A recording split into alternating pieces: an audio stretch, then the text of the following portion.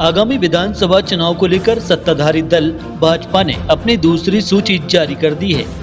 दरअसल बीजेपी पिछले विधानसभा चुनाव में हारी हुई सीटों पर 2 सूची जारी कर चुकी है। पहली सूची में 39 उम्मीदवारों का ऐलान किया गया था और हाल ही में आई दूसरी सूची में 39 उम्मीदवारों के नाम सामने आए हैं। लेकिन इस सूची में जहां मौजूदा 7 सांसदों को मैदान में उतारा गया है, जिनमें से 3 मोदी सरकार में मंत्री हैं।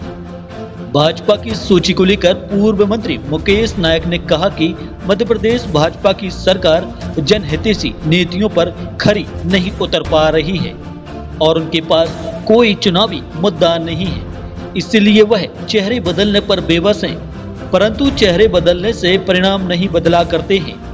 उन्होंने आगे कहा कि चाहे वह खाद्यान्न वितरण प्रणाली हो, मध्याह्न भोजन, ग्राम स्तर में बिजली कटौती, सरकारी दफ्तरों में भ्रष्टाचार और अवैध शराब बिक्री सहित जनहितैषी मुद्दों को लेकर मुकेश नायक ने भाजपा सरकार को कटघरे में खड़ा करते हुए कांग्रेस की पूर्ण बहुमत से सरकार बनने का दावा किया।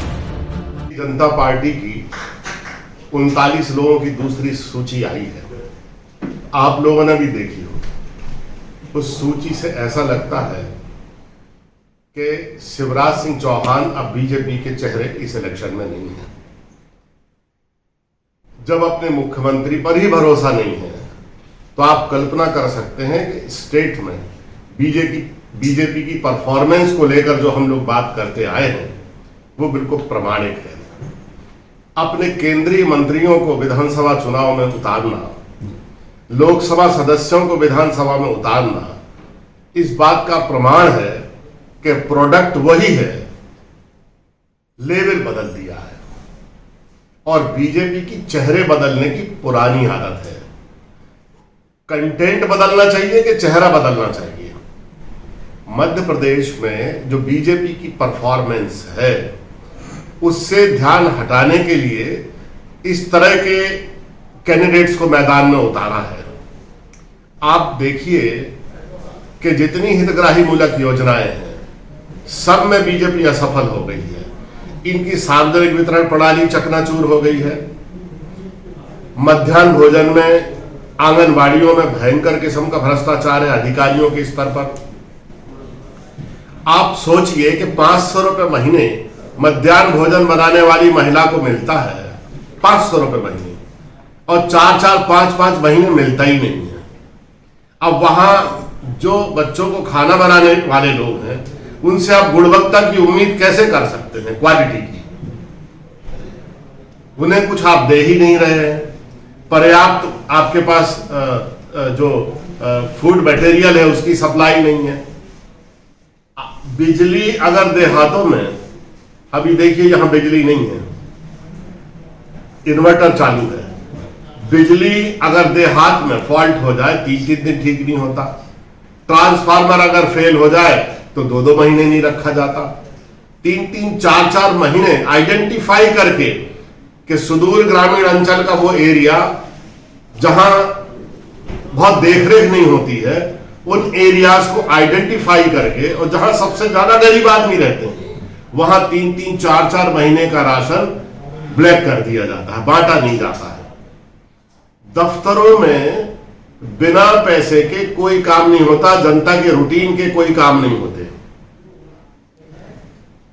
शराब इतनी का डिस्ट्रीब्यूशन, इलीगल डिस्ट्रीब्यूशन शराब का इतना व्यवस्थित है कि आप कल्पना नहीं कर सकते। 2 बजे रात को जिस गांव में दुकान नहीं है, अगर कोई शराब चाहे तो 2 बजे रात में 1 मिनट में उपलब्ध है। शराब का वितरण इतना व्यवस्थित क्यों हो गया? और नल जल योजनाएं क्यों बंद पड़ी हुई हैं? पानी का वितरण आप ठीक नहीं कर रहे, लेकिन शराब का वितरण सबसे ज्यादा व्यवस्थित है।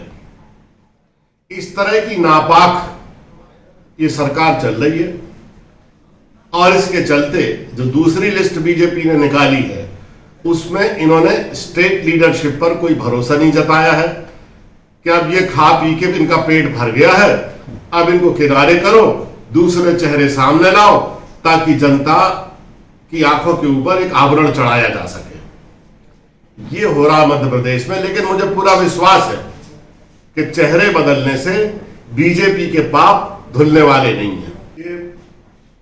कोटि कोटि जनता के मन में क्या है ये बताने वाले हम कोई नहीं होते।